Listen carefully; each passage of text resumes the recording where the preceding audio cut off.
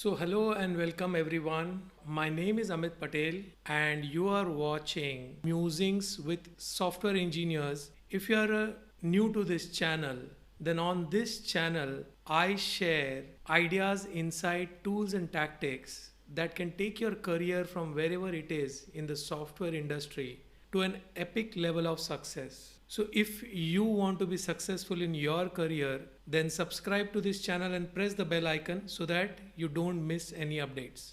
Let us begin. Jones MS in machine learning versus MBA in US, which is a best career option and good to earn more after working 2 years in the web development. Both are good options depending on whether you like technology or business. If you like technology, if you want to remain with technology, if you want to be a programmer and then you want to become maybe a chief architect or a CTO at some point in time, then you do an MS in whatever machine learning, which is a very good choice because there is a lot of requirement in machine learning which is there now and it will be there for the next 20, 30, 40 years. Okay. As far as MBA is concerned, MBA is good for people who want to do business and who want to become the CEOs, who want to become the senior management people within the company. Then an MBA is good.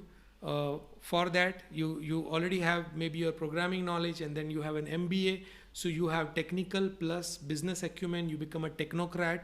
That if that is what you want to do. So depending on whether you want to remain very technical, purely technical, or you want to get into business. Okay. So the choice depends on that. I cannot make a choice for you. You have to make it yourself. Okay. I have 2 years experience in web development and then I do MBA. Will my technical skills are useful in any way, and or that 2 years of experience is wasted in case of experience and salary? No, your experience is not wasted. See, experience is never wasted. If you do your MBA and you go into management of software companies, you will know what is the meaning of software development. You will know what is the meaning of web development because you have done projects in web development. You will have a complete idea of how web development works, and that is a very good thing when you're doing MBA.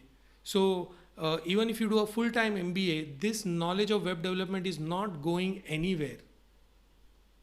Are you getting my point? So it is a very good thing. This experience, see, experience never goes waste. All my jobs were different. My first job was a customer support engineer, which was not a programming job. Then I became an entrepreneur in software development. That is where I learned software development. Okay. I was an entrepreneur. I was building a software company. I was running my own business. I was building applications for that software company. Then I got a job as a project manager, totally different than my previous jobs. In previous jobs, I was a lot technical. Project management, I was not technical. Okay. So as a project manager, I was managing the project, trying to complete, trying to deliver all the releases on time. That was my job. After that, I became operations manager for a software development company. And as an operations manager, I was setting up the software company. But all the experience of support, of software development, of project management, all these experience combined helped me in my role as a operations manager. So as you go ahead in your career, everything that you have done is useful and that experience helps you in the next level. Okay. What happens is a lot of engineers think that as you become senior, as you become more experienced, because your salary is higher, your requirement is higher, okay, companies don't want you. That is not true. If you show them what you are capable of doing, if you show them your years of experience and what all different things you have done, then every company will want you on their payroll.